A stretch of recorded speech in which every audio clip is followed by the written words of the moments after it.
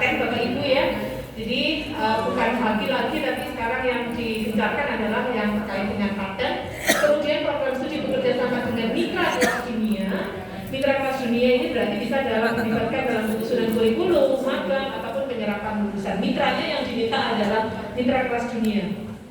Itu ya. Jadi ini yang keenam, ketujuh adalah kelas kolaboratif dan partisipatif. Jadi menggunakan metode bisa case-based study atau case-based learning ataupun project-based learning ya. Jadi model-model yang kolaboratif dan partisipatif serta akreditasi prodi internasional.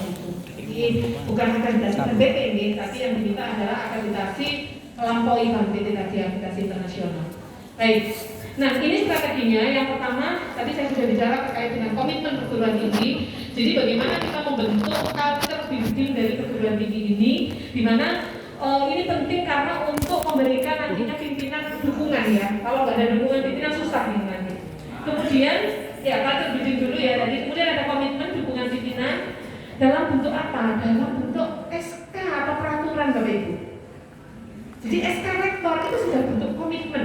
Misalnya contoh SK Rektor tentang implementasi NBKM sudah jadi. Itu payung hukumnya di perguruan tinggi itu. Nah itu bentuk salah satu bentuk komitmen. Nanti unit oke, SK ya tadi. Kedua itu ada tim khusus atau membentuk suatu entah mungkin panitia atau tim ad hoc atau bisa melekat dalam unit tertentu yang memang concern fokusnya pada MBKM. Kalau di kami itu tidak ada Bapak Ibu, tim MBKM itu tidak ada. Tapi itu include di unit kami. Kalau kayak saya kan di Direktorat Akademik ya. Jadi itu include di unit saya. Nah, kemudian saya turunkan ke dalam tim-tim kecil gitu ya. Jadi ada PIC PMMDN, PIC MCB, PIC pejuang muda misalnya. Nah, itu saya buatkan aja ininya, saya mintakan SK Rektor. Sudah jadi, bisa diakui kayak gitu Bapak Ibu. Jadi tidak harus membentuk unit MBKM tidak Bapak Ibu, karena itu nanti konsekuensinya adalah harus ada secara struktur ya, mengubah ya, terlalu apa ya, harus mengubah otalan dan sebagainya, terlalu susah. Buat aja panitia, sudah bisa ya. Kemudian peran stakeholder ya, ada strategi kurikulum, sinergitas mitra, konversi dan penjamin mutu. Akan saya breakdown satu persatu. Ini yang culture building tadi. Jadi ada 5 dimensi. Saya percepat aja ya. Ada dimensi digital, literasi baru, agilitas, pedagogi dan dimensi karakter. Dimensi-dimensi ini yang nantinya memfasilitasi bagaimana mahasiswa itu bisa mendapatkan kesempatan belajar di luar program studi. Komitmen dukungan perguruan tinggi tadi sudah ya. Jadi ada apa saja ini? Nah, kalau di breakdown yang tadi ya, ada kebijakan, peraturan rektor, ada tim ad hoc, dokumen kerjasama Bapak Ibu. Yang tanda tangan MOU itu Pak Rektor atau Pak Ketua, ya. Tapi itu bisa kita flip Bapak Ibu dari modelnya. Bapak Ibu Kaprodi ini bisa komunikasi antar Kaprodi. Nah ini kan dari banyak perguruan tinggi kan. Monggo sudah ada. Oh kira-kira saya kok punya Prodi PAI. Ini ada teman saya ini juga Kaprodi PAI. Ya boleh rundingannya ngobrol-ngobrol. Kok nggak ada yang jalan-jalan mahasiswa melakukan pertukaran. Lakukan aja dari situ. Begitu sudah ada kesepakatan di tingkat prodi, teknisnya nanti dibahas bagaimana. Sudah oke dan kita sudah siap itu. Coba dilihat di bagian kerjasama sudah ada belum? Biasanya di wakil ketua 3 ya kerjasama. Sudah ada belum MOU-nya kita dengan PTX misalnya? Oh ternyata kita sudah ada loh. Tapi sudah mau habis ini. Nah sekalian aja diperbarui ditambah klausul MBKM. Jadi Bapak Ibu. Tapi berangkatnya dari rencana MOA-nya, karena kalau nanti Bapak Ibu akreditasi kan yang dikasih MOA-nya dilihat ya. Jadi bukan hanya dokumen MOU-nya. Gitu. Namun pimpinan ini nanti memfasilitasi untuk kerjasama dengan mitra. Alokasi anggaran Bapak Ibu. Karena saya mungkin memang kalau untuk yang di bawah Kemenang kan program-programnya dananya kan juga berbeda ya. Kalau di kan semuanya yang diluncurkan semuanya didanai dan itu gratis mahasiswa, dia dapat UKT, biaya hidup, reimburse untuk swab dan sebagainya. Transportasi itu didanai semuanya. Nah, kalau misalnya Bapak Ibu mau nunggu kan mungkin kelamaan, nggak jadi nanti, nggak berangkat kita, jangan terus jadi nggak segera lagi kita ya di bulan terus nanti. Nah, apa yang harus dilakukan?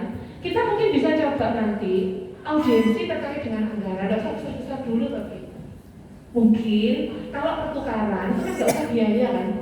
Mahasiswa itu kan nanti bayar SPP-nya ya di tempat bapak ibu masing-masing. PTA misalnya dari Unzar mau ke Nurul Jadid misalnya, dari sini ngirim 10, menerima 10. Bayar SPP-nya di mana? Ya di Unzar sama di Nurul Jadid sendiri-sendiri mahasiswanya.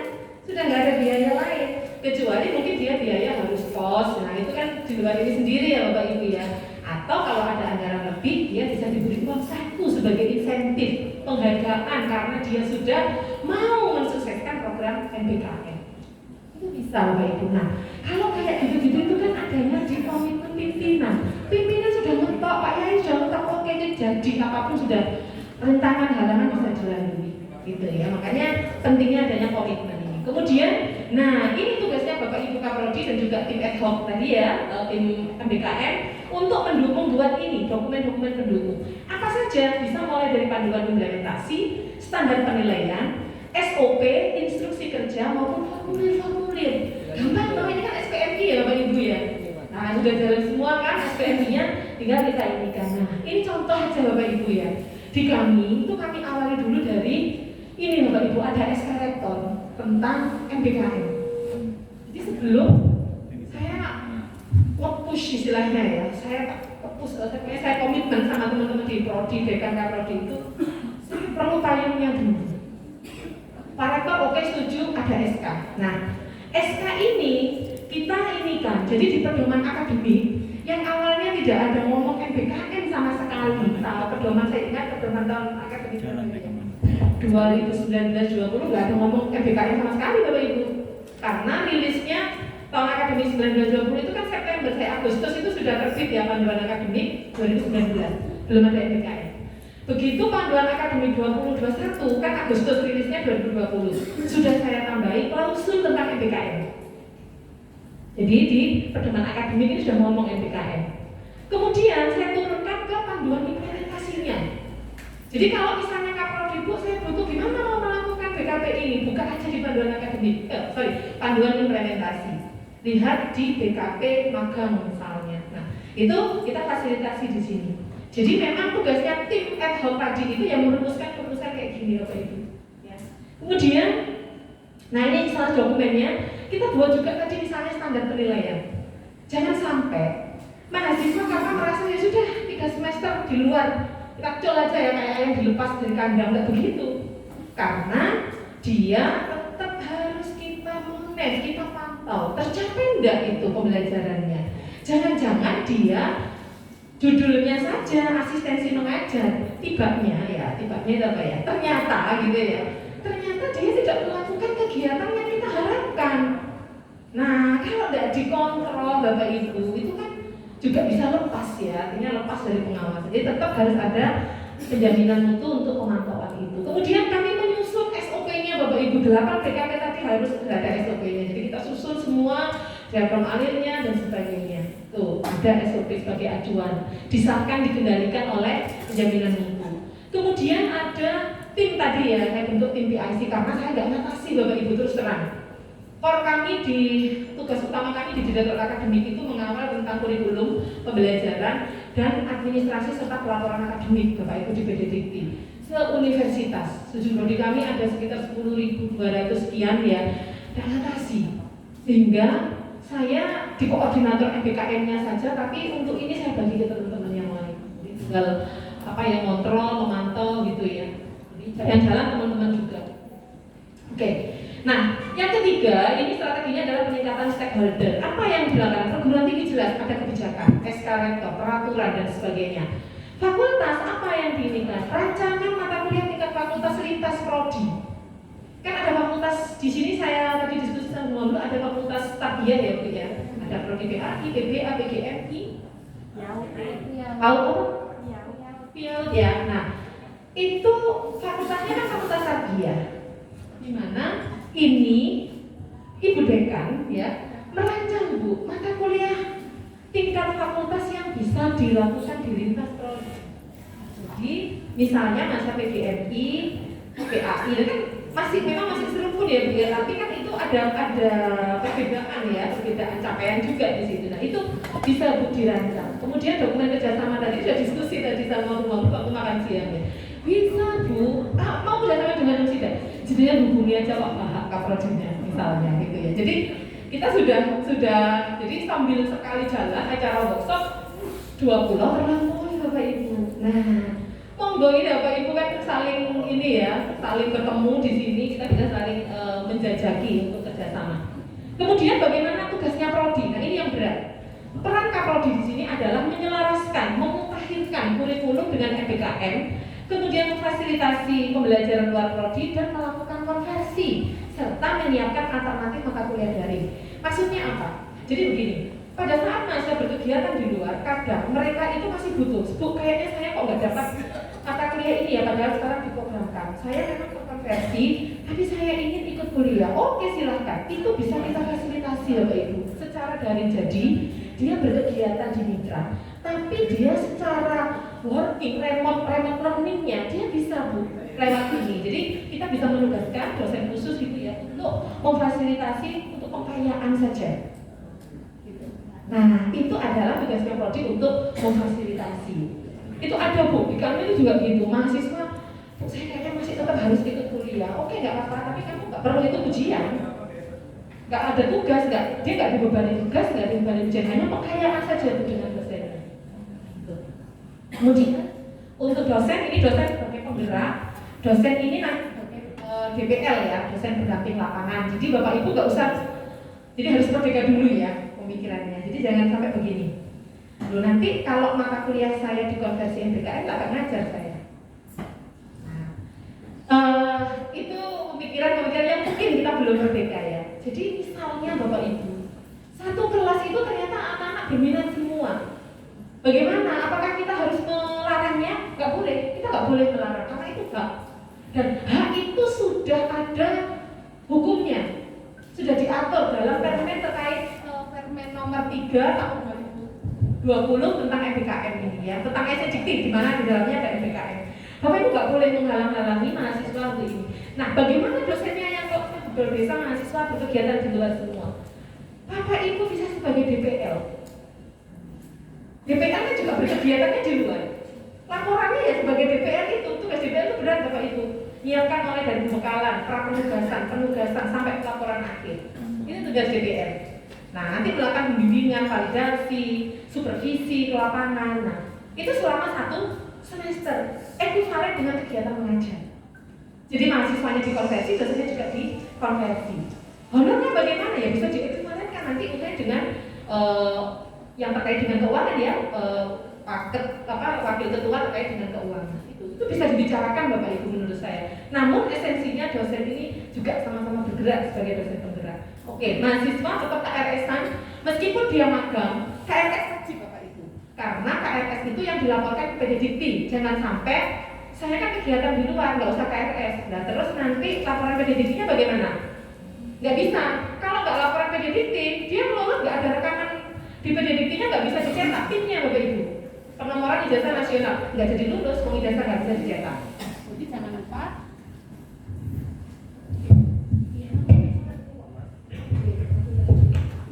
Jadi jangan lupa tetap harus KRS ya, daftar seleksi gitu. Jadi apakah Bu saya ingin pokoknya ini berkegiatan di luar kampus gitu ya, setelah diseminasi ternyata sukses. Tetap Bapak Ibu ada proses seleksi ya. Seleksi ini harus dilakukan supaya kita mendapatkan, bisa menjaring mahasiswa yang benar-benar berkualitas. Mitra ini untuk kerjasama ya, dilibatkan untuk kerjasama. Jelas kita nggak akan bisa berkegiatan kalau nggak ada mitra. Mitranya bisa dari perguruan tinggi, non perguruan tinggi, sekolah, SD, SMP, SMA ya. Jadi semuanya itu bisa menjadi mitra kita. Kemudian mitra juga dilibatkan dalam konstruksi mini kurikulum. Jadi ini kan sudah dilibatkan sebagai stakeholder pada saat peninjauan kurikulum. Ya, nah ini pelibatannya adalah ini, konstruksi mini kurikulum dan fasilitasi pelaksanaan MBKM. Oke, ini Bapak Ibu. Terkait kurikulum, strateginya apa? Bapak Ibu cek. Tadi kan 2017 semua gitu. Ada yang 2019, mungkin ada yang barusan saja disahkan 2020, 2021. Intinya Bapak Ibu lihat kapan. Kalau itu sudah habis, seperti 2017, itu kalau 4 tahun kan berarti 2021 ini habis sudah.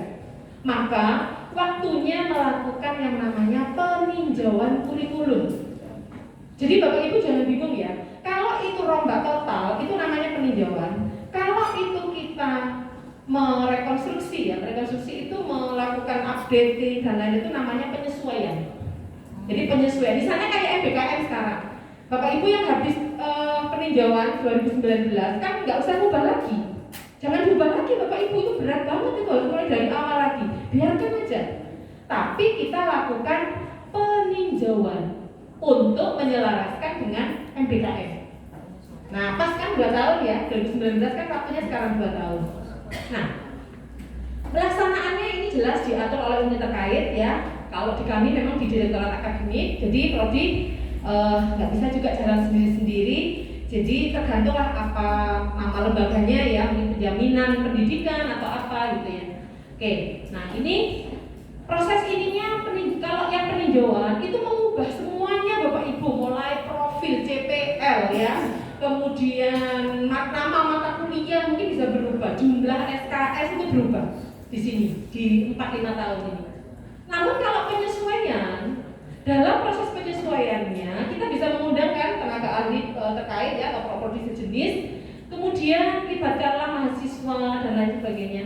Namun saat proses penyesuaian kita tidak harus mengubah mata kuliahnya. Jadi mata kuliah tetap Bapak Ibu, yang Bapak Ibu susun yang masih berlaku kurikulumnya itu tetap jangan diubah, karena itu harus berlaku selama 4 tahun sampai mahasiswa lulus. Jangan diotak-atik lagi, nanti terlalu besar riskan gitu. Energi kita habis nanti untuk ngotak-ngatik itu, karena untuk menemukan 3 SKS itu kan kita harus ngecek dari keluasan kedalaman, ditarik dari bahan kajian. Umet sekali Bapak Ibu gitu. Karena SKS nggak bisa kita sama oh kayak enaknya tolong SKS ini. Kira-kira, oh enggak. Apa lain? Itu dulu Bapak Ibu ya, ngaku dulu ya. Tapi karena Bapak Ibu itu sudah sering dilatih, sudah sering dihadirkan itu workshop kurikulum. Oh nggak bisa, itu harus ada materi bahan kajiannya, harus ada ininya. Jadi sampai muncul ini 2, 3 atau 4 SKS ya. Jadi jangan diubah ini nah ya. Posisinya monggo Bapak Ibu cermati ada di mana ya. Oke. Sinergitas mitra tadi ya, jadi kita identifikasi dulu, dibuka lagi Bapak Ibu. Folder-folder kerjasamanya tadi yang ada di rumah ya, dari kampus itu. Coba dicek, sudah punya kerjasama, jangan-jangan sudah punya kerjasama dengan Unzam Bu. Misalnya dari teman-teman dari PT yang lain, tapi mungkin juga kadang kalau di prodi kan kita juga nggak tahu ya Bu ya, karena yang tahu bagian lembaga kerjasama. Coba diajak disondingkan lagi. Aku pengen tahu sih ini kerjasamanya dengan mana saja sih perguruan tinggi kita gitu. Diidentifikasi, di mapping lagi. Makanya namanya adalah identifikasi mitra potensial, karena ternyata setelah diidentifikasi tidak semuanya potensial untuk implementasi MBKM ya. Dari pelibatan sudah dan komitmen ya. Oke. Ini nanti rekognisi itu pengakuan. Kalau mahasiswa itu MBKM pasti nanti pastikan terrekognisi di SKPI. SKPI itu ya, betul. Suplemen diploma ya, atau surat keterangan pendamping ijazah. Sudah terbitkan semua ya, pasti itu. Jadi selain terima ijazah, transkrip dia juga menerima SKPI. Pastikan ada di situ bagi mahasiswa yang ikut MBKM. Nah, yang lainnya ada konversi Bapak Ibu. Jadi konversinya itu konversi mata kuliah tadi misalnya kuliah 18 SKS mahasiswa. Karena aku tuh biasanya nyebutnya Nurul Jadid karena tadi diskusi di ruangan dengan teman-teman dari Nurul Jadid ya. Nurul Jadid di Unzam ngambil 18 SKS. Maka konversinya kan tinggal struktur aja itu Bu. Bentuk yang struktur gampang, paling gampang itu struktur. Yang free form itu yang model-model yang soft skill Bu memang ya. Selain hard skill itu model-model yang soft skill. Kalau struktur itu yang ada di struktur ini. Ini yang model blended ya, gabungan. Kalau yang atas ini structure, yang ini modelnya blended. Karena nggak ada kan Bu mata kuliah wirausaha yang SKS-nya berapa ini? 6-10. Oh iya. Nggak ada, SKS kita itu nggak boleh besar-besar, nanti Pak Roni nanti akan menjelaskan terkait dengan laporan gitu. Nggak diterima Bu laporannya, nggak bisa masuk ya, jadi merah gitu ada tanda pentungnya, nggak bisa. Nah, sehingga untuk memfasilitasi mungkin saja mata kuliah itu ya tidak bisa untuk yang skema free form, susah gitu loh Bu. Ada kan kayak kami contoh ya Bapak Ibu ya. Kami itu kan kami itu ada sekitar 29 program studi, di mana mahasiswanya kan beragam ya. Nah kemarin itu ada satu mahasiswa dari teknologi pangan. Jenengan tahu Pak, teknologi pangan itu belajar apa Bapak Ibu ya? Ternyata dia itu daftar kampus mengajar. Saya dia, aduh kondisinya apa ini? Pak Prodi saya panggil, Pak, ayo Pak diskusi Pak, saya gitu. Kebetulan kan bapak-bapak ya kalau di, ayo Pak diskusi Pak, bantu saya mikir. Iya Bu, gimana Bu, dibatalkan saja Pak. Pak Prodi itu sukanya kok suruh batalkan aja, jangan. Itu opsi terakhir, karena ini sudah jalan, jangan membuat mahasiswa kecewa. Terus gimana? Jalan. Urusan konversi kita yang bikin, jangan bikin mahasiswa stres ya. Akhirnya kita lah yang itu mikir menjalan. Awalnya itu nggak ada konversi, Kak Prodi nggak setuju, nggak Bu, saya nggak setuju. Terus dia Pak, wis rekognisi ya SKPI, jangan Pak, saya yang ini nggak bisa Pak, jadi kan zolim nanti saya gitu. Kok bisa Bu? Lah anak ini satu semester berkegiatan di luar program studi, jadi kan hanya mengakui SKPI dan gitu. Terus dia masih harus kuliah, nggak bisa. Ayo kita ini lagi rapat. Jadi sampai untuk menentukan konversi itu kita berapa kali ketemu? Ya online, offline gitu. Sebisanya Kak Prodi, pokoknya ayo Pak bahas lagi. Iya Bu, aku sedih DPR nggak sampai. Iya saya gitu kan. Sampai terakhir kemarin Bu, saya hadirkan mahasiswanya. Saya tanya betul Mbak, saya menceritakan sih Mbak kegiatan sampai itu apa saja di Bu, saya itu melakukan ini, saya ini. Saya jadi ketua tim ini. Menurut jenengan dari ini Bapak Ibu, dia melakukan apa? Kepemimpinan dia, rapatnya, tanggung jawab, keingintahuan. Bayangkan kalau di TP terus disuruh belajar di kampus mengajar, kalau dia nggak self-directed learning, nggak akan bisa Bapak Ibu. Akhirnya sepakat kita akui konversinya 16 SKS. Saya agak pasang, Bu gimana? Mata kuliah pilihan ada berapa? Oke, semuanya langsung kita konversikan. Jadi sudah saya agak tutup mata. Terus terakhir saya tanya, Pak jenengan lah ikhlas deh gitu. Iya wis Bu ikhlas saya gitu. Meskipun agak saya tekan juga ya. Tapi itulah Bapak Ibu ya, memang dalam proses konversi ya. Jadi ada ego juga, ada ini. Nah itu pentingnya tim Bu. Tim MBKM itu yang memang kan benar-benar kita memahami ya seluk-beluknya MBKM, tahu ini nanti kayak gimana, karena itu nanti harus kita apa ya istilahnya ya, kita dokumentasikan dalam format konversi di ACC sampai pimpinan, kemudian kita laporkan ke dikti Bapak Ibu. Lah kalau nggak ada kesepakatan, nggak ada komunikasi, tiba-tiba terlaporkan, itu bisa jadi masalah. Mahasiswanya bisa protes, saya kok bisa akses ke dikti ya? Kok bisa saya dapat konversi ini, saya nggak berat. Tapi kalau dia dilibatkan sejak awal, dia tanda tangan dan lain-lain ya, kita tinggal buka aja, ini loh kamu setuju ya. Jadi itu Bapak Ibu. Tadi contohnya mahasiswa teknik pangan ya, teknologi pangan, dia itu kampus mengajar ya, memang tidak akan sesuai dengan CPR, tapi dia belajar hal-hal baru yang dia tidak dapatkan di prodinya. Dan itu bisa kita siapkan mata kuliah ya yang kita create seperti ini sebagai mata kuliah pilihan di tingkat ya, tuh. Oke, ini proses konversinya ya Bapak Ibu. Tadi kalau bentuknya free form ya, kompetensi tambahan, struktur ini penyetaraan, dan itu juga penyetaraan. Nah, rekognisi ini penting di awal untuk penentuan mata kuliah dan akhir untuk penentuan nilai akhir. Pada saat memasukkan nilai ke PD Diktif atau laporan ke PD yang diambil, yang ditarik kan mata kuliah itu gitu loh. Jadi dia sudah harus terekam, harus sudah ada catatannya berapa konversinya ya, nanti sama Pak Roni nanti akan dijelaskan. Oke, ini penjaminan mutu untuk menjamin bahwa mahasiswa berkegiatan itu benar. Karena kemarin diskusi dengan teman-teman DPL kampus mengajar ya, itu kan mahasiswa nulis logbook ya Bapak Ibu harian, ditulis mengantar anak guru. Loh, kok kayak gini aktivitasmu gitu ya? Gak bisa. Begitu DPR gak mau validasi Bapak Ibu, gak dilanjutkan, itu uang apa istilahnya? Uang bulanannya gak cair mahasiswa. Kalau yang program kampus mengajar 2 ya, itu sampai detail kayak gitu. Jadi memang peran DPR itu besar sekali. Jadi penjaminan mutu untuk memastikan bahwa kegiatan MBKM itu dilaksanakan sesuai ketentuan ya, jadi tidak asal tadi dilepas. Oke, ini contohnya ya. Seperti yang tadi saya ceritakan, semalam saya melakukan monef, itu termasuk dalam penjaminan mutu ini Bapak Ibu. Jadi tidak diusulkan di ya, tapi tetap ada pemantauan ya. Proses penjaminan mutu, jadi saya memastikan kegiatanmu apa saja di lapangan, benar enggak yang kamu lakukan. Nah, itu di penjaminan mutu. Oke, ini tahapan implementasinya. Jadi apa yang harus dilakukan supaya draft-draft tadi itu bisa segera landing Bapak Ibu, jadi tidak mengudara terus ya.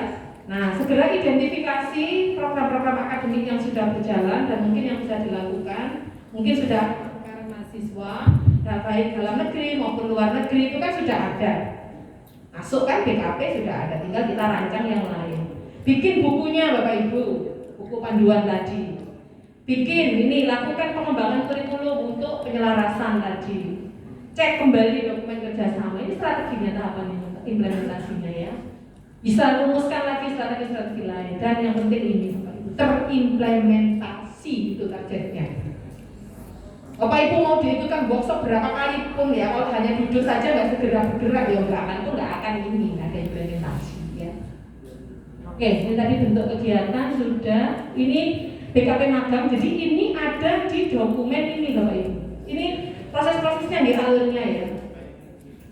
Sebentar. Nah, ini semua ada semua di panduan kampus mengajar, kampus Merdeka, kampus mengajar, panduan MBKM ya, panduan MBKM. Oke. Ini tahapannya. Nah, bagaimana untuk di Umsida sendiri? Kami juga menyelenggarakan MBKM mandiri Bapak Ibu. Untuk siapa? Terutama kami di awal ini kami menyiapkan betul untuk teman-teman kami yang ada di prodi di bawah FAI. Kenapa Bapak Ibu? Kan nggak eligible loh teman-teman ini. Mau masuk kan nggak eligible. Sehingga ini memang kami dedikasikan ya. Kami di Direktorat Akademik saya benar harus menginginkan teman-teman harus terwadai karena semangatnya juga luar biasa. Begitu mau ada pembukaan program ya, misalnya dari Dikti ada program magang gitu ya. Begitu saya nge-share informasi di grup WA Dekantar Prodi itu, di bawahnya mesti saya ada embel-embel. Ngapunten untuk teman-teman mahasiswa dari FAI masih belum eligible. Supaya nggak tanya lagi, karena kalau nggak nanti Kaprodi kami itu yang perbankan syariah itu aktif banget Bu. PAI, PBA itu aktif banget. Bu Evi, tak bisa ikut Bu mahasiswa saya. Bu, aku sudah program Bu, tak lebok nomor ya, kan bukan saya yang mendanai gitu. Kenapa Bapak Ibu? Nanti kan ada seleksi, itu pasti kena nanti akan di-drop. Meskipun lolos seleksi administrasi, nanti ada lapis seleksi lagi gitu ya. Itu apalagi magang MSIPO langsung itu Bu di. Karena sudah jelas syaratnya program studi di bawah Kementerian Pendidikan Tinggi. Jadi kami mewadai sampai membuat MBKM mandiri untuk teman-teman di FAI tadi. Dananya dari mana? Dari kampus Bu, dari kami, dari perguruan tinggi. Jadi waktu penyusunan RKA, saya audiensi sama wakil rektor 2-nya ya, yang ini bagian keuangan. Pak, saya mohon diberi slot, nggak tahu berapa terserah jenengan. Yang penting saya ada anggaran MBKM. Berapa Bu?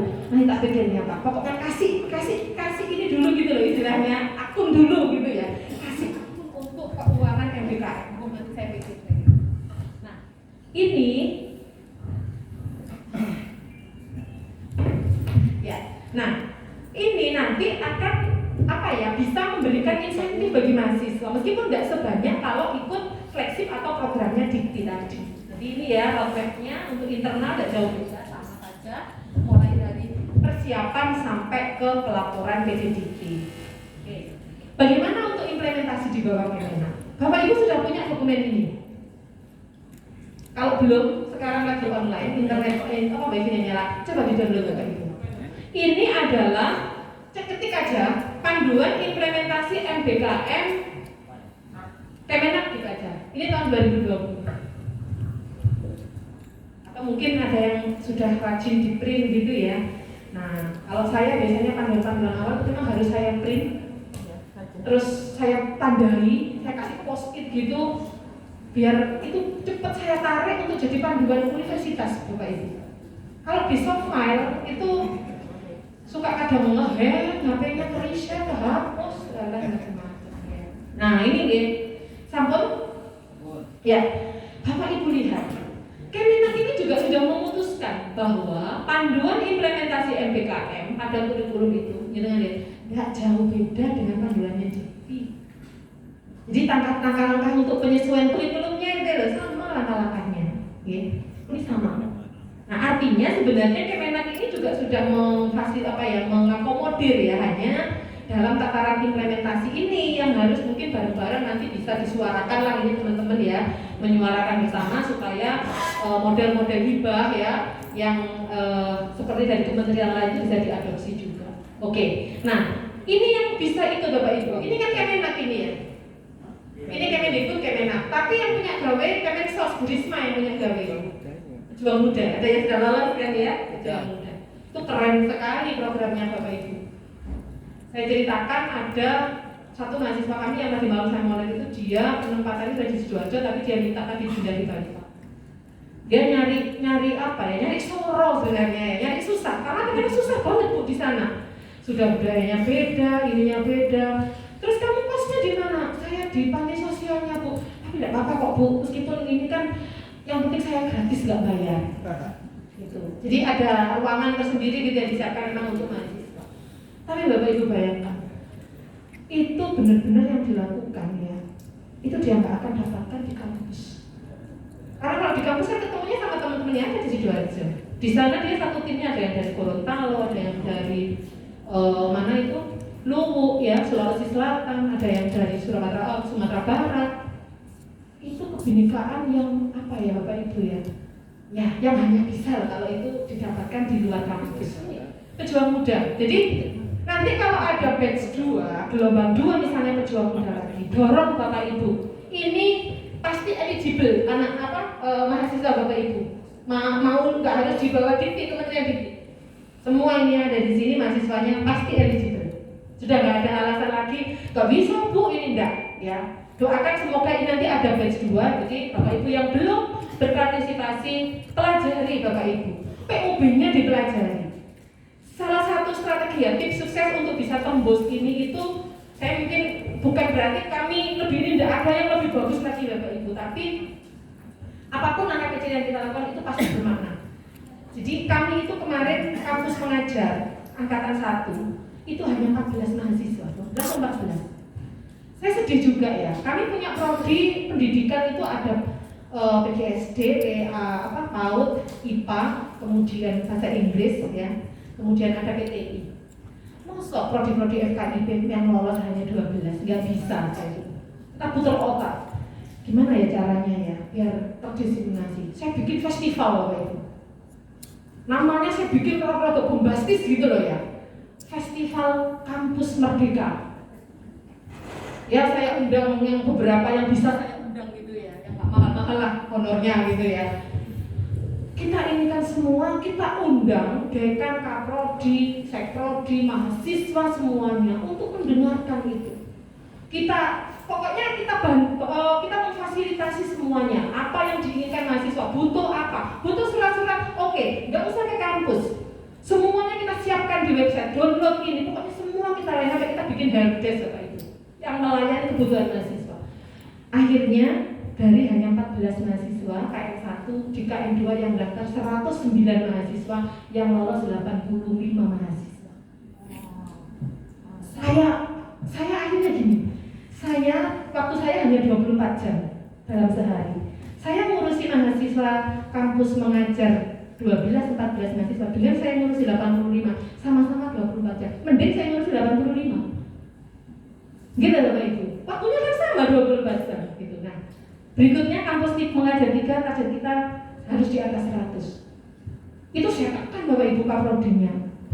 Tolong saya dibantu. Jadi itu di belakang layar Bapak Ibu. Di Zoom ya saya nggak berani gitu ya. Tak pepet kaprodinya. Bu, tolong saya dibantu mensukseskan. Ayo bareng-bareng gitu ya. Luangkan waktu betul untuk itu. Oh semuanya bergerak Bapak Ibu. Kaprodi kalau itu bergerak karena kita sudah sama visinya. Gitu ya. Jadi perlu memang ya strategi perlu juta-juta ini tadi loh ya untuk sama-sama mendemamkan MPKM ini. Oke. Ya. Nah, ini yang terkait dengan kurikulum tadi ya. Oke. Pertanyaan apakah harus berubah? Tidak ya, saya terjawab. Lihat kapan. Apakah berubah total atau penyesuaian? Lihat kembali SK-nya. Kalau lupa buka lagi ya. Jangan-jangan sudah tidak tahu kapan terakhirnya. Nah, kalau sudah nggak tahu kapan terakhir itu kayaknya masuk di perombakan tadi. Ini jawabannya. Nah, berubahnya karena apa? Karena teks jelas kebijakan pemerintah kan ya ada MPK. Atau evaluasi dari pengguna lulusan. Ini peraturannya jelas sudah ada di SNDikti ya, Permendik. Ini nomor 3 tahun 2020 Bapak Ibu, bukan 2012 ya. 2020. Sorry ya, ada yang maaf. Nah, sebelum Bapak Ibu nanti ngotak-atik mau ini lagi, sudah punya dokumen ini Bapak Ibu? Belum. Oh ya, mantap Pak. Sip, sudah di print ya. Kalau belum download aja. Jadi ada ini KPT ya. KPT yang diperbarui. Jadi 2018 diperbarui ada MPKM di 2020. Tidak jauh beda tapi ada ini MPKM-nya ya. Kemudian, nah ini yang panduan MPKM tadi tahun 2020. Saya mengadop semua untuk kebijakan universitas itu dari ini dan ini Bapak Ibu. Sudah nggak pakai TikTok yang lain lagi sudah. Ini sama ini. Tapi mungkin saya ngelirik-ngelirik dari perguruan tinggi saya benchmarking secara online saja. Lihat dari yang sudah cepat ya jalannya. Tuh. Ini untuk acuannya ya. Jadi kalau belum segera di-download sekarang. Jadi oleh-oleh hari ini Bapak Ibu kan harus melakukan rencana tindak lanjut. Ya. Kan harus laporan ke pimpinan. Kalau sekarang mungkin pimpinannya ya nanti delegasikan ke anak buah gitu ya, ke Kaprodi dan Kaprodi. Ini Bapak Ibu download sebagai oleh-oleh untuk menginginkan tindak lanjutnya nanti. Nah ini tahapan untuk pengembangan kurikulumnya. Kalau itu kurikulum masih berlaku Bapak Ibu, saya nggak merekomendasikan di otak-atik, jangan ya, karena di sini Bapak Ibu itu nyusun profil itu nggak gampang. Ketemu profil itu harus bertapa, nggak tahu berapa ini ya, berapa bulan itu semedi meneng angen-angen gitu ya. Ya Pak mau itu tak bentuk hati apa ya? Kalau orang chef itu kan masak hasilnya jelas ya, mau masak nasi soto, rawon, pecel gitu ya, rawon nguling kan yang enak ya, terkenal ya. Nah, kekhasan sama-sama rawonnya Bapak Ibu ada di Surabaya itu kan rawon setan ya. Nah, ada mungkin rawon mana lagi gitu ya, tapi yang terkenal kali setahu saya kan memang rawon nguling. Sama-sama rawonnya Bapak Ibu, tapi yang satu nguling, yang satu rawon setan Surabaya. Nah, nguling dan rawon setan Surabaya itu sebenarnya sama, substansinya kan rawon. Hanya dia punya uniqueness, keunggulan. Nah, keunggulan itulah yang membedakan lulusan Bapak Ibu sama-sama dari prodi PAI, sama-sama dari prodi PBA, PTA gitu ya, sama-sama lulusnya kan jadi pendidik juga gitu ya di agama Islam atau pendidik bahasa Arab. Tapi apa yang membedakan? Itu yang namanya keunggulan. Dan keunggulan itulah yang Bapak Ibu statementkan di visi. Jadi begitu lihat visinya apa, menjadi program studi yang apa dan seterusnya. Jadi sudah langsung terdiferensiasi. Oh, kalau lulusannya PAI-nya Unza, ini keunggulannya di bidang ini loh. Jadi keunggulannya tidak dimiliki oleh program yang lain Bapak Ibu ya. Nah, kalau profilnya bisa jadi sama karena profil itu dibentuk oleh perguruan tinggi, oleh program studi sejenis, bisa sama itu. Yang membedakan di ininya tadi. Oke. Profil ini disusun melalui sinyal-sinyal dari pasar market tadi ya sampai ketemu profil. Saya rasa ini sudah cukup familiar lah ya. Ini sudah sering ketemu ini. Cuman ini kemalu, anak-anak terus dulu yo karena di landing no ya. Nah, oke, dari profil turun ke CPL ya, rumusan. Nanti dari CPL ini akan turun ke matriks. Matriks ini nanti ada bahan kajian disesuaikan dengan CPL. Jadi ada CPL, ada matriks kayak gitu ya, ditariklah itu. Sehingga nanti CPL itu kita akan bisa ukur nanti di belakang pada saat dia mau lulus atau saat sudah lulus. Nah, sampai muncul ini ya Bapak Ibu ya. Dari matriks dan CPL muncul mata kuliah dan besarnya mata kuliah. Ini bukan di sini Bapak Ibu, tidak ada. Di sini sudah sesuai semua dengan yang didikti ya. Jadi biasanya kalau sudah tahap-tahap penyesuaian kurikulum, itu kan ada ya di belakang visi-visi ya. Ini enggak nitip ya. Ojo tak aktif pokoknya mata kuliah itu ya. Tapi ya biar aja. Jadi ada ketakutan mata kuliahnya akan dihapus.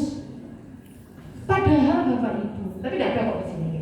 Padahal Bapak Ibu, mata kuliah itu kan sesuai kebutuhan ya. Sinyal pasang tadi itu analisis kebutuhan. Jadi bisa jadi mata kuliahnya melebur karena memiliki capaian pembelajaran yang sama, mirip-mirip. Sehingga dua mata kuliah ini melebur muncul menjadi nama mata kuliah baru. Lebih kaya gitu ya. Nah, masalah penentuan dosennya siapa yang ngajar, Kaprodi, Dekan akan menganalisis sesuai dengan latar belakang keilmuan. Keilmuannya apa?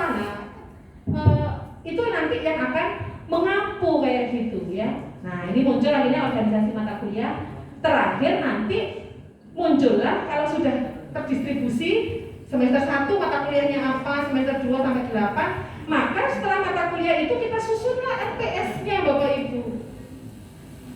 Tuh, jadi terakhir ini ada RPS, rencana tugas, bahan ajar, dan seterusnya sampai instrumen penilaian ya.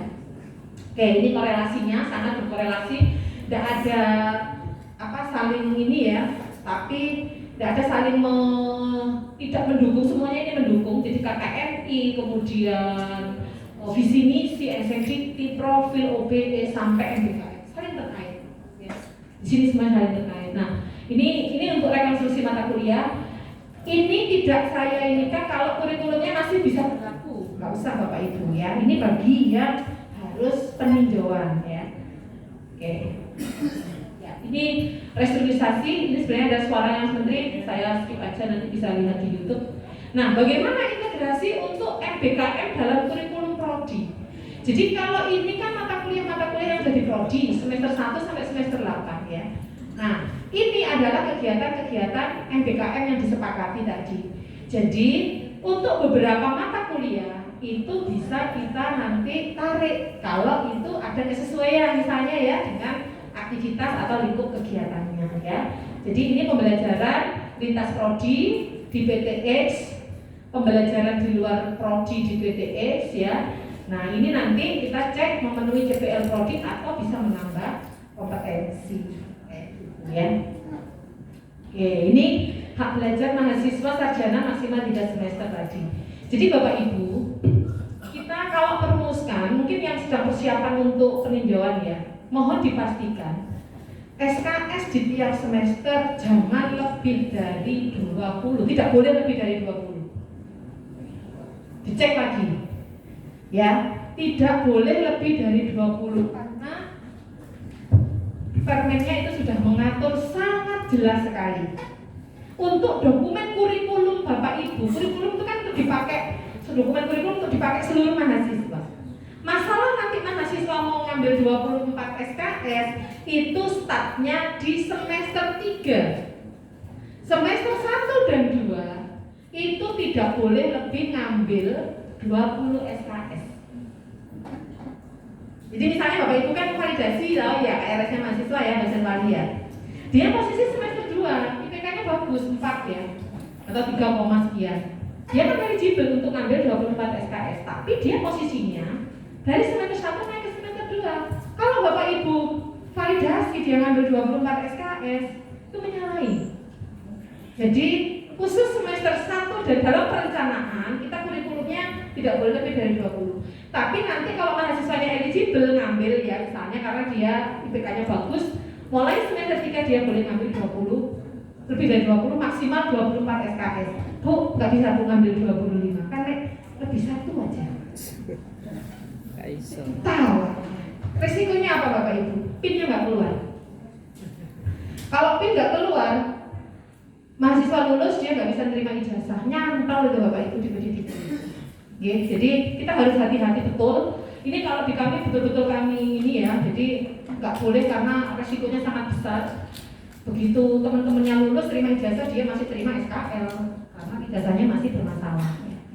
Nah, di mana kita mulai melakukan MBKM tadi? Paling enggak Bapak Ibu, semester 1 sampai 4 itu kan untuk penguatan dasar ya, core kompetensinya. Basic knowledge terkait dengan ilmu prodinya itu di semester 1 sampai 4. Beri kesempatan dia mulai jalan semester 5, 6, 7. Nah, kalau kita lihat POB-nya Dikti untuk yang pertukaran mahasiswa, mereka itu start semester 3. Boleh, tidak apa-apa kita adopt ya. Tapi hanya untuk BKP pertukaran mahasiswa yang tinggal nyamakan aja kan mata kuliahnya. Kan sama, nggak ada yang beda. Itu boleh Bapak Ibu start di semester 3. Yang lainnya BKP magang, kemudian riset, asistensi mengajar yang kampus kayak kampus mengajar tadi, jangan Bapak Ibu di semester 3. Dia belum tahu itu landasan pendidikannya kayak gimana, bagaimana cara penilaian evaluasi, nggak tahu. Paling nggak ini di sini start semester 5. Bagaimana kalau ngambil semester 4? Boleh ya. Nih. Jadi semester 5 oke, nanti semester 8 dia kembali ke prodi untuk skripsi ya. Nah, ini totalnya adalah tidak boleh kurang dari 144 SKS ya. Tuh. Oke, karena ini hak, maka ini bisa dipilih oleh mahasiswa. Dia mau ya 144 ambil aja di kampus semuanya selama 8 semester atau 3 semester tadi. Ini hak ya. Boleh, tapi perguruan tinggi kita sebagai pengelola perguruan tinggi sifatnya ini loh, wajib. Kalau sekarang belum, Bapak Ibu segera dirumuskan kebijakan-kebijakannya ya, sehingga kita nanti tidak tertinggal dalam mengimplementasikan. Bu, kalau misalnya saya jalan aja dulu gimana untuk pertukaran? Saya belum sempat nyusun apa aja tadi itu SOP, POP dan sebagainya. Bapak Ibu minimal ada SK rektor, minimal. Tapi setelah itu harus segera disusun yang lain-lainnya tadi. Jadi ibaratnya kita mau ini tuh sudah ada payung hukumnya ya, jangan sampai berkegiatan-kegiatan aja nggak ada penjaminan mutunya, itu yang berbahaya ya, karena nanti kita nggak tahu ini mau dibawa kemana. Oke, ini rancangan kurikulumnya tadi SKS MBKM jelas ya, 40, 20, total 60. Nah, di SKS Prodi ini internal Prodi kan masih mengelola besar kan, masih cukup besar tadi kan, hanya sekitar 40-60 SKS gitu kan. Ini masih dikelola. Dikatakan di sini implementasi MBKM harus tetap menjamin outcome lulusan ya. Jadi lulusannya jadi apa tadi, misalnya profilnya dia secara kompetensi akan memiliki kompetensi sebagai seorang tenaga pendidik gitu ya. MBKM ini dikatakan sebagai alternatif paths ya di sepanjang roadmap akademik dengan tujuan yang tidak boleh berubah dari CPL. Ingat ya Bapak, makanya saya tidak mau Bapak Ibu ngotak-atik CPL itu ya, profil CPL dan data atik. Oke. Nah, ini tadi kenapa mulai semester 5? Karena paling tidak di sini dia sudah ngambil 94 atau 90 SKS, sehingga dia bisa KP atau bisa magang, bisa mengajar gitu ya, dan siap MBKM. Tuh. Nah, ini kalau di kami startnya mulai semester 4 ya. Jadi ada alternatif, kita bisa pakai alternatif start semester 4, 5, 6 atau mulai 5, 6, 7 ya. Oh ya, selamat datang ini Pak Roni, tim ya, salah satu tim MBKM juga dari Bidan, nanti akan bantu saya terkait dengan pelaporan. Kemudian atau bisa di semester 6, 7, 8. Nah, mau dipilih yang mana gitu ya. Ini tadi sudah. Nah, ini contoh Bapak Ibu. Saya buka, maksudnya saya kasih gambaran ya apa yang kami lakukan. Karena saya sebenarnya nggak bisa cerita kalau saya nggak terlibat ya, nggak info di situ. Nah, ini adalah dokumen kurikulum Prodi Pendidikan Bahasa Arab. Kami peninjauan tadi kan tahun 2019 ya Bapak Ibu ya. 2019 sebelum pandemi, sebelum ada MBKM. Memang waktunya pada saat itu sudah habis ya, SK-nya sudah habis, harus segera peninjauan. Kita serentak workshop di tingkat universitas, dilanjutkan workshop di tingkat prodi-prodi. Prodi-prodi ini akan mengundang tenaga ahli masing-masing. Jadi kegiatannya itu kayak festival peninjauan kurikulum Bu memang. Jadi serentak dalam satu semester. Semuanya tidak terkecuali. Nah, ini memang di bawah kendali Direktorat Akademik. Kami yang membuat timeline-nya, kami yang menyiapkan ininya, kami yang kontrol, semuanya kami monitor. Nah, ya, jadilah dokumen ini. Ya, semua sudah tervalidasi dari ACC, masuk ke Siaka. Ya, nah, Roni nanti yang masuk ke Siaka, melaporkan dan sebagainya. Mata kuliahnya berubah semua, Bapak Ibu. Kodenya berubah semua. Jadi saya rombak 2019 itu. Jadi awalnya kami itu kan BAA, saya di BAA.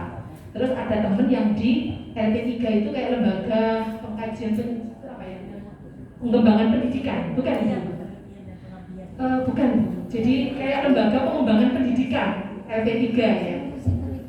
Nah, perubahan statuta 2018 digabunglah BAA dan LP3 ini jadilah makhluk Direktorat Akademik ini, Bu. Jadi sekarang kami membawai kurikulum pembelajaran administrasi akademik dan pelaporan akademik. Bapak belum di situ, Bu. Tim saya kasih kurikulum sekarang lagi vakum ya, jadi tidak ada orangnya. Monggo kalau mungkin ada yang mau mengisi tidak apa-apa. Kemudian ada kasih pembelajaran dan ada bagian pelaporan dan transaksi akademik itu Pak Roni. Jadi kami bertiga, bertiga ditambah 2 orang itu administrasi, 1 di frontliner, 1 itu omblok itu serabutan Bapak Ibu. Yang nangani maksudnya melayani saya, melayani yang lain, pokoknya saya minta ini. Jadi total kita hanya ada saya, timnya dulu itu bertiga, sekarang hanya berdua, 3 orang, 5 orang. Tapi kita mendalikan 1 universitas. Bisa, waktunya baru 24 jam Bapak Ibu, ya sudah. Makanya kita ngopeni mahasiswa tadi ya Pak ya, kampus mengajar 14 dengan 18. Kalau saya gambar 85 Pak, wong energinya sama saja kok saya ngopeninya. Jadi kayak gitu, kita prinsipnya kalau bisa banyak kenapa kita terima sedikit gitu. Jadi ini 2019, oke. Kita lihat. Begitu ada MBKM, kita maraton untuk penyesuaian dan lain-lain, jadilah dokumen penyesuaian kurikulum. Apakah dirombak profilnya? Enggak. Kaprodinya juga nggak sanggup kalau disuruh merombak lagi, Bu. Ampun, saya jangan disuruh merombak kurikulumnya, Bu. Enggak, tenang aja. Profilnya aman, CPL-nya aman, ya. Hanya ngubah profil itu tambahin aja deskriptor sing lengkap, karena harus menambah core ini Bu, core value Bu. Core value kami ya di Unsida itu kan ada uswa, mandiri, sesuai dengan masing-masing ya, kami kan punya core value. Nambahin itu aja. Lainnya sama. Struktur kode kami tidak mengubah. Nah, yang diubah yang mana? Kita buat di dalamnya itu modelnya Bu untuk MBKM-nya, gitu ya. Jadi jadilah ini di 2020 untuk pelaksanaan di 2021. Nah, ini saya buka untuk contoh yang TBA. Tidak harus persis begini Bapak Ibu. Bapak Ibu bisa mengembangkan sesuai dengan kekhasan karena masing-masing punya kearifan lokal ya, kekhasan masing-masing. Jadi untuk ini MBKM TBA itu modelnya dia ambil structure form. Dia bingung mau ngambil free form, ya wes lah Bu, gak apa-apa, bisanya apa, structure oke, ya Bu structure aja. Kan ada 3 tadi ya, bisa free, structure atau blended ya. Ya, saya kan nggak boleh nengah-nengah juga, pokoknya harus free form. Nah, pelaksanaannya aja kita juga sama-sama bingung kok, nambah kebingungan. Oke, nggak apa-apa ya. Kita startnya semester 5 di prodi PPA ya, startnya semester 5. Kalau kami di Unsida mulainya semester 4. Ini beliau merumuskannya saat semester 5. Semester 5 dan semester 6. Jadi ini model structure. Kita ini kan mata kuliah regulernya apa? Nah, mata kuliah reguler ini dianalisis dulu Bu. Jadi tidak hanya asal tarik-menarik gitu aja. Oh, ini kayak tidak. Jadi Kapolri itu membuka semua ini Bu, RPS-nya. Sama dokumen kurikulum yang 2019 itu. Dilihat capaiannya apa saja sih dari misalnya mata kuliah Tarjamah misalnya ya, Indonesia Arab. Dia itu apa ininya, bahan kajiannya apa saja, kira-kira nanti nanti goalnya mata kuliah ini CPNK-nya apa Bu? Nah itu kami diskusi Bapak Ibu. Bayangkan saya yang dari non fire Bu ya, saya dari prodi kesehatan gitu. Saya disuruh, waduh Bu, ini bahas apa sih Bu mata kuliah sampean. Jadi saya tuh sampai punya kamus Bapak Ibu ya. Kamusnya, Bu aku buatkan kamus ya kakak prodinya gitu. Kamu salah Bu, nama-nama mata kuliah jenengan itu ya kan nggak apa loh saya. Kasih kamus. Jadi kalau saya ngomong, oh ini maksudnya ini maksudnya ini gitu ya. Jadi dibuatkan. Misalnya kayak ini loh Bu, mana ya yang saya ya sebentar. Nah ini saya masih bisa. Nah misalnya dulu ada apa ya kalau bahasanya aneh-aneh gitu ya, saya nggak paham ya Bapak Ibu ya, ngapunten, karena memang bukan keilmuan saya di situ. Tapi saya memastikan bahwa prodi-prodi ini sudah melakukan kegiatan dengan benar. Jadi telaahnya itu benar. Kita minta mereka presentasi. Nah dipresentasikan. Nah saat presentasi itu Bu banyak diskusi di situ. Ya. Jadi lewat Zoom aja kita presentasinya. Saya jadwalkan. Hari ini waktunya presentasinya PBA, besok waktunya presentasinya PGMI, kayak gitu. Nah, sampailah ketemu BKP apa yang cocok. Nah, ini mereka menginginkan untuk pertukaran mahasiswa, cocok ini gitu. Nah, keterangannya di sini dia dengan lintas prodi contohnya, dengan prodi IPA di Unsida sendiri. Kemudian untuk pertukaran bisa PMMBN dalam negeri atau luar negeri karena di FAI kami itu punya kerjasama dengan Uniza Malaysia kayak gitu. Jadi nah Bapak Ibu punya kerjasama dengan mana tinggal ditindaklanjuti aja dan ini sudah running semua, maksudnya sudah MUA semua, aktivitasnya sudah ada. Ya. Oke, kemudian semester 6 ini disiapkan untuk asistensi mengajar atau magang. Jadi mahasiswa bisa milih salah satu, nggak boleh milih dua-duanya. Milih salah satu. Misalnya dia sudah milih asistensi mengajar ya sudah itu, jadi dia nggak pilih magang. Salah satu saja, tapi prodi menyiapkan keduanya. Bapak Ibu lihat mitranya berbeda. Kalau asistensi mengajar, dia mitranya adalah di sekolah. Kalau yang magang dia mitranya ini ada lisan Arabi di Malang karena salah satu keunggulan kami itu adalah bisa apa ya?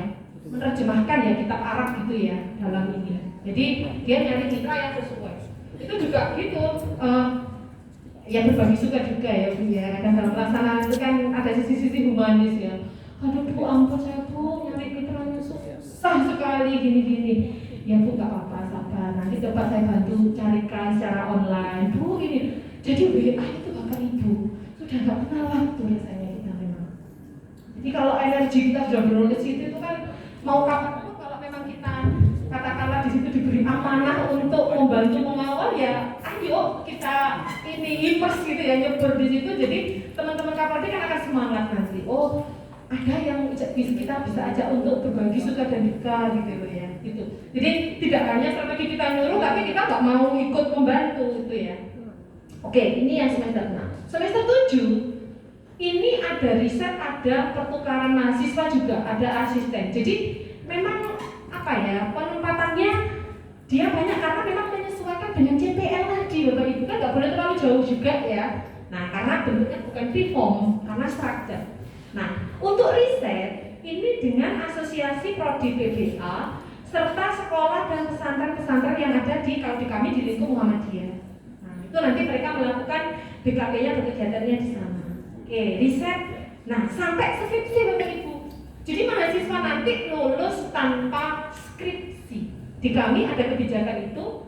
Nah, tapi ada syarat-syaratnya. Salah satunya adalah publikasi. Itu ya. Nih. Nah, kita coba lihat rangkumannya. Untuk pertukaran mahasiswa tadi kalau di total ketemu 21 SKS. Ya, berkegiatan di luar dengan pengakuan pada asistensi mengajar itu ketemu 21. Pertukaran maaf. Kemudian untuk asistensi mengajar atau magang ketemunya 20 SKS.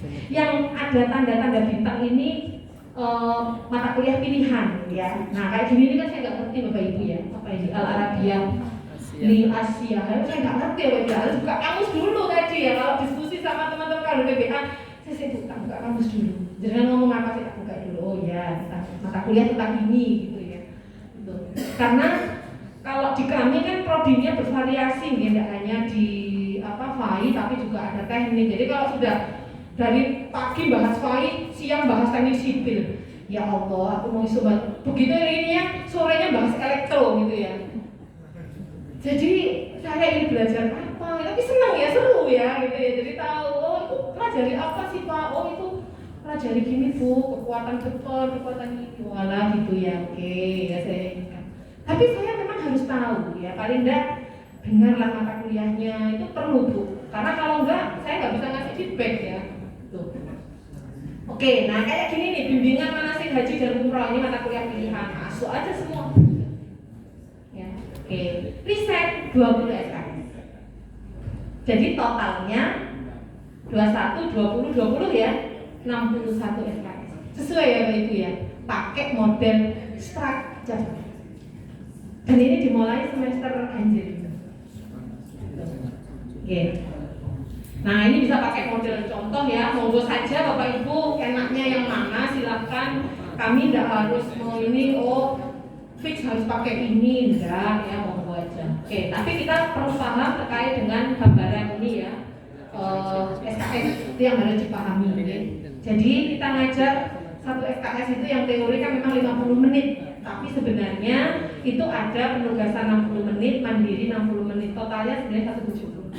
Praktikum itu juga 170 menit. Jadi kalau mahasiswa magang satu semester itu ya sudah sesuai ya SKS. Ini untuk menghitung konversinya tadi untuk magang jadi sekitar 5,6 bulan kan satu semester. Nah ini terkait dengan nanti akan disampaikan oleh Pak Roni terkait dengan pelaporan ke PDDT. Mungkin sebelum lanjut ke Pak Roni kita coba buka ya yang tadi sudah disiapkan untuk kita coba buka intip sedikit gitu ya. Kurikulumnya dari teman-teman Unzah ya Bu ya yang disiapkan ya. Oke. Monggo Pak bisa ditampilkan aja ya.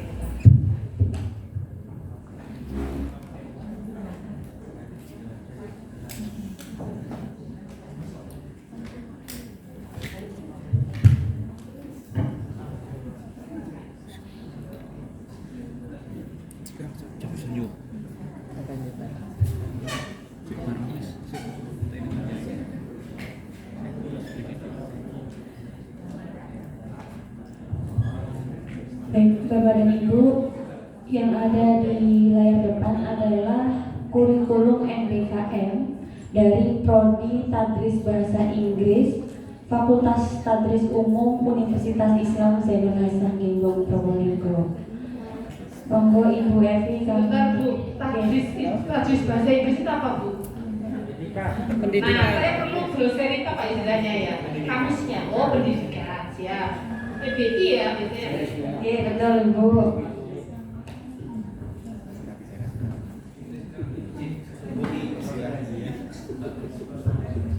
Ya, jadi ini ingat saya Bu, tahun berapa ya? Oh ini draft ya Bu ya? Iya Ibu, masih Oke, dalam siap. draft. Oke, draftnya tapi sudah bagus gini.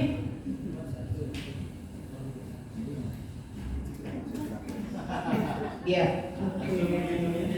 Ya. Ya, jadi ini penting Bapak Ibu. Ini ada dasar pemikiran penyusunan ya, kurikulum, landasan penyusunan, kaitan kurikulum ya. Jadi ini harus ada. Nanti ada landasan secara yuridis, sosiologis itu ya, sesuai dengan yang ada di PDDT, di SNDT, KPT 2020 itu. Oke, Siap Bu. oke, visi misi, oke. Ya, ini tadi core value ya, universitas value ya. Oke. Ya, ini evaluasi kurikulum ya, research tadi untuk mengetahui tadi analisis dari alumni lulusan kita itu seperti apa masukannya ya, perlu dari bagian research tadi. Ya, oke, profil, capaian, oke, struktur kurikulum, berdasarkan DKM, ya, oke ya, terus ke bawah.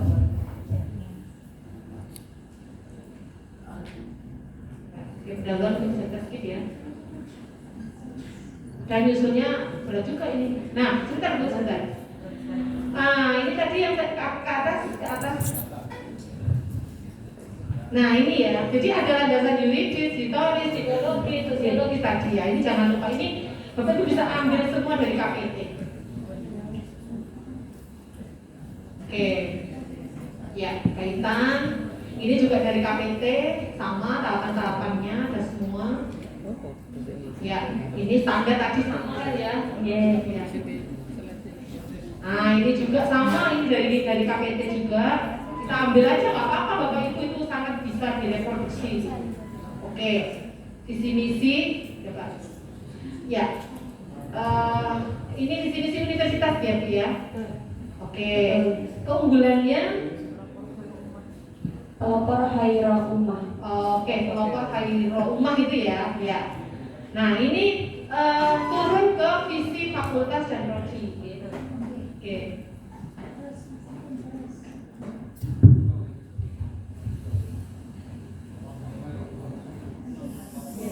Oke.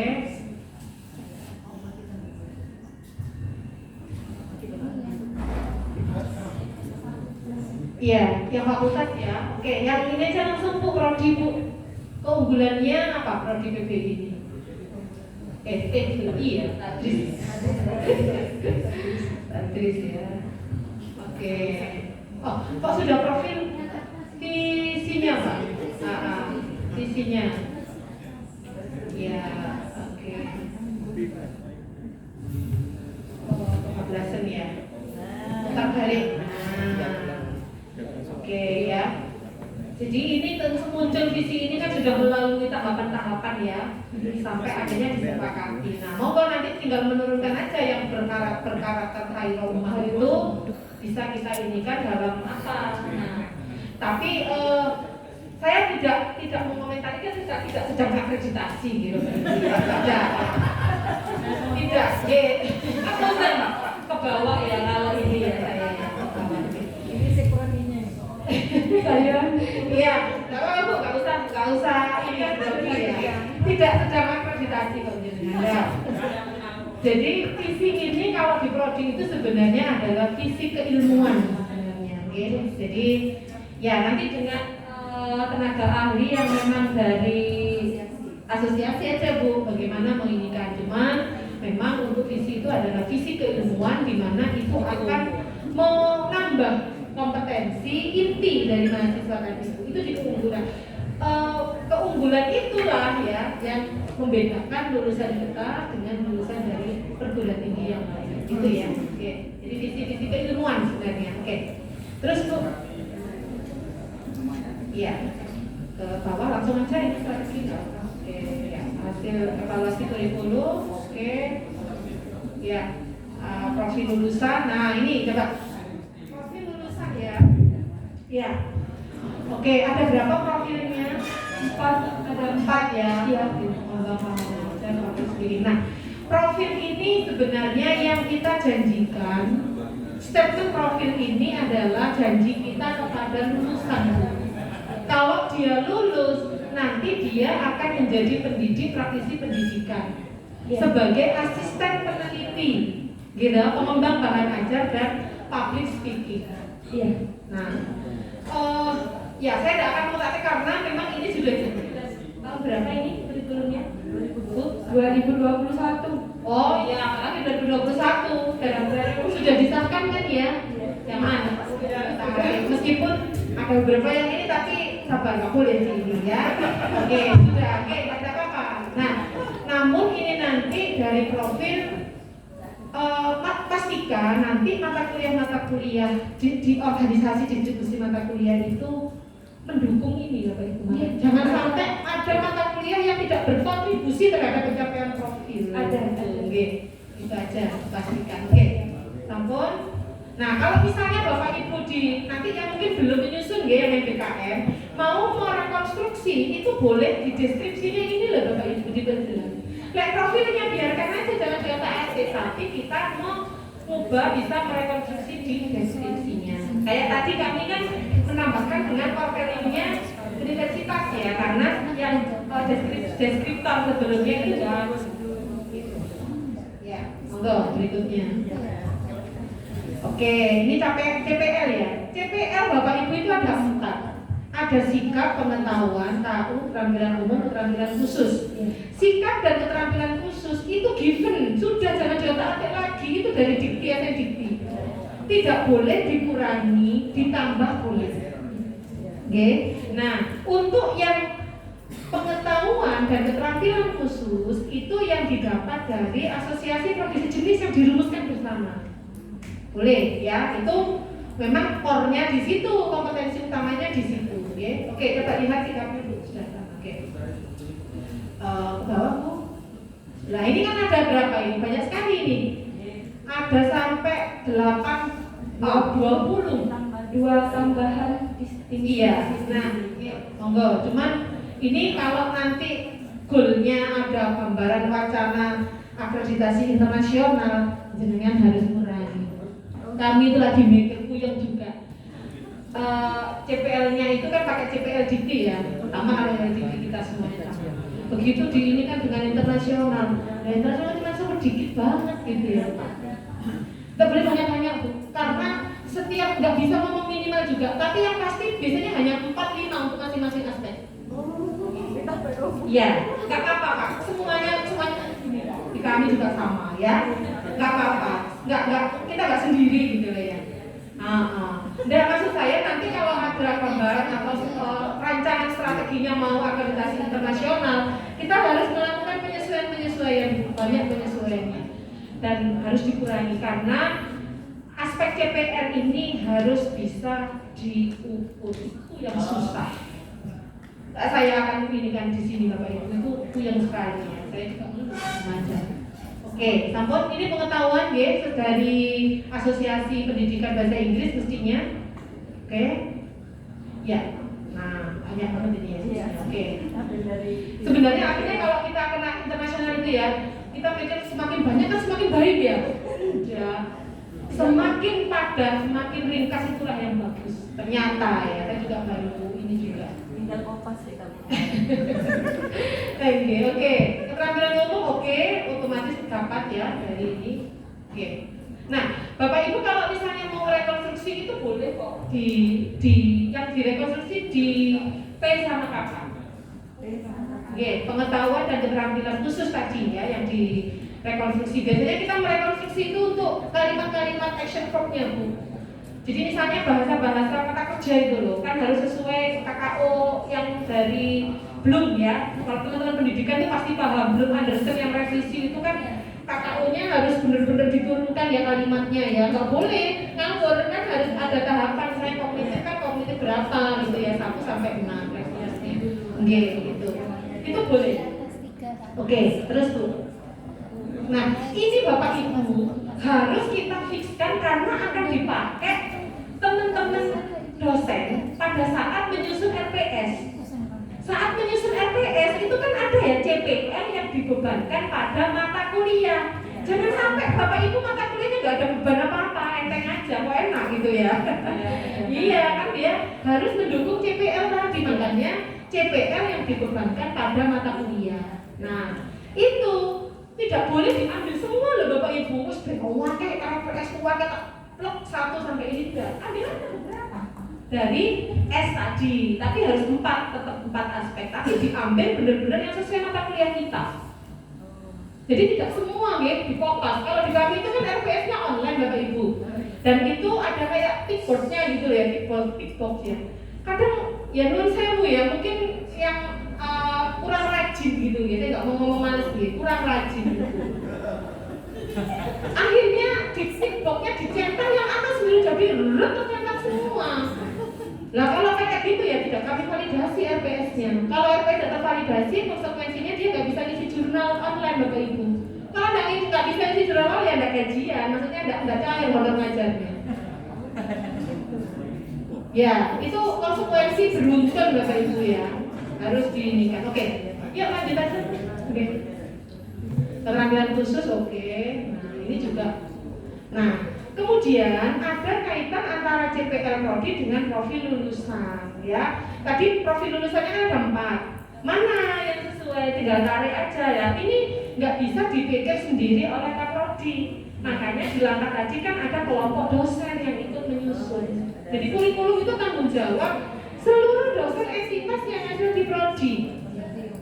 Jadi bukan berarti kemudian terus ini kan tugasnya kaprodi, ya nggak ada yang mau jadi kaprodi bu, mundur semua ini ya. Jadi ya kalau ya begitulah ini ya. Oke, terus lanjut. Kasihan nanti kaprodinya nggak pulang-pulang. Oke, terus aja bu. Oke. Terus ya lanjut. Oke, ini kaitannya ya. Nah, mata kuliah berdasarkan CPR ya terus bu. Oke, ya. Oh, ini sudah langsung teridentifikasi ya untuk mencapai CPR. Oke, sudah bagus. Jadi bisa teridentifikasi. Kalau di kami itu di sini nanti ada matriks, nggak apa-apa ini model aja ya. Jadi kita ini kan mana yang mana gitu ya. Tapi ini sudah diblokir, nggak ada masalah. Terus ke bawah. Ini metani kayak gini ini juga luar biasa ini. Nggak tidur berapa bulan ini bu? Bukan prodinya mana bukan prodinya? Oh sekretarisnya, iya. Tanya aja nggak tidur berapa bulan itu. Oke. Ikut asosiasi pendidikan bahasa Inggris ya bu? Iya. Ikut semua ya. Harus ikut di asosiasi itu. Oke. Oh iya, oke. Yang penting itu ini bu, peran serta aktifnya bu. Diam bu, oke. Tapi kamunya penting salah akreditasi ya bu ya. Dipakai, oke. Terus aja bu, oke. Ini sudah teridentifikasi. Ya, ini apa ini bu? Oke, mata kuliah berdasarkan. Oke, ini MKBU ya. Mata kuliah universitas ya. Oh iya, oke. Kami juga punya mata kuliah universitas. Ya, semua. Oke, ya terus. Ini ada pendukung utama dasar. Ya, oke. Ya. Terus apa? Ya ini masih identifikasi ya. Ini termasuk mata kuliah apa? Ya. Itu yang bintang-bintang itu ini ya mata kuliah apa? Pilihan. Oh ya, pilihan pastikan minimal 9 SKS disediakan 2 kali lipatnya. Berarti 18 SKS. 18 ini 3 SKS. Betul. Nah, dalam pelaksanaannya ya monggo saja kalau itu akhirnya pilihan yang dikondisikan. Gitu. Ojo milih iki, pilih yang iki, gak sida dari mata kuliah pilihan. Ya, enggak apa-apa. Sudah dipetakan. Oh. Jadi gak dibuka ya. Disiapkannya gak dibuka. Oke. Loh, skripsi itu pilihan tapi bukan ya? Oh ada tanda bisa MKSK ya M masuk di standar kompetensi. Kuliah standar kompetensi. Oh kayak uji kendali mutu. Tanggal 2 Siap. Sekarang sudah nggak ada ya? Masih nggak ada.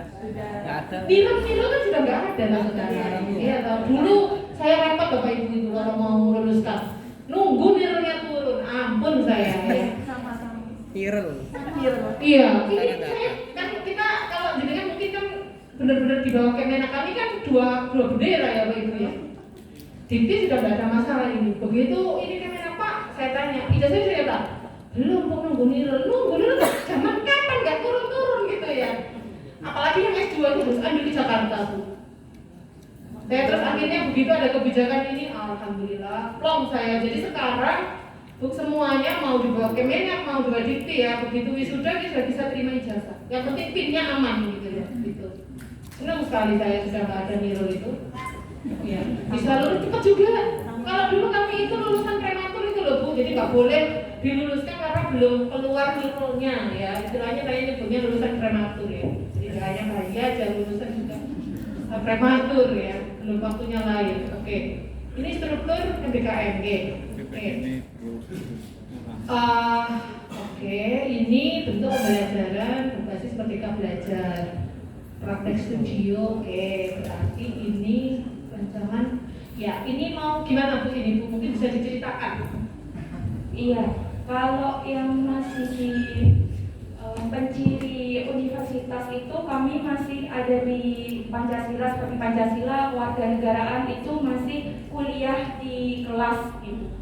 Jadi kalau NBKM itu kan kita ada seminar, bisa praktek langsung ke lapangan seperti itu. Contohnya di situ Pancasila, kami di kuliah di kelas masih, tapi ada seminar juga begitu. Dan untuk jam-jamnya juga sudah ada di situ. Oke, ya. Terus tuh ke bawah. Ya. Yang bisa di kalau mata kuliah mungkin cara struktur ya Bu ya. Saya coba membawa alam pikirannya ke struktur dulu. Mata kuliah yang bisa diinikan untuk lintas program studi tapi di dalam kampus Unzah sendiri ada nggak Bu? Kira-kira? Etika profesi kependidikan itu kami ada dengan tadris bahasa Indonesia itu ada. Oke, Lintas prodi juga. Iya. Oke. Terus ada juga tadris bahasa Inggris ini baru saja pertukaran mahasiswa dengan Universitas Nahdlatul Ulama Surabaya. Iya. Kalau pertukaran udah ya Bu ya tadi ya. Tinggal mata kuliah memang sama-sama mata Iya, kuliah. sama mata kuliahnya. Iya. Meskipun kadang penamaan mungkin di Unusa itu namanya Iya, sama, beda tapi di nama sini mata ya. kuliah. Tapi secara substansi Sama. belajar PTPMK-nya sama. Sama. Ya. Ya. Oke, nah itu mungkin yang mana kalau dilihat dari Di TEFL tak gampang. Di TEFL Teaching English for Foreign Language.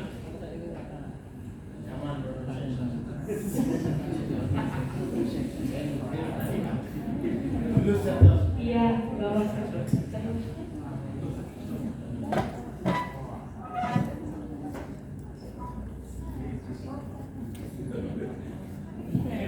Ya, itu.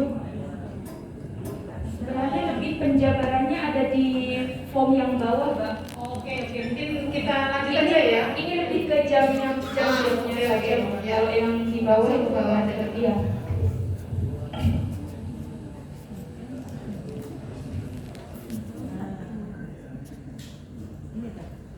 Ke bawah lagi. Nah, iya. Ini jadi di sini nanti ke bawah. Nah, ini struktur kurikulumnya ini ada di 2 SKS di Unusa barusan juga entrepreneurship juga kita pertukaran juga. Jadi sama-sama mata kuliahnya di bidang ini juga wirausaha begitu. Terus ada juga psikologi pendidikan. Oke, berarti CKP-nya yang sudah jalan pertukaran, terus apa lagi Bu? Yang sudah atau mungkin direncanakan? Yang praktek ke lapangan juga Magang ya? Iya. Magang nanti mau dikonversikan ke apa ini? Di teaching practice kalau di kami. Oh berarti asistensi ya Bu? Asistensi mengajar mitranya mana mitranya? SMA. Oh iya berarti Iya. CKP asistensi mengajar. Iya.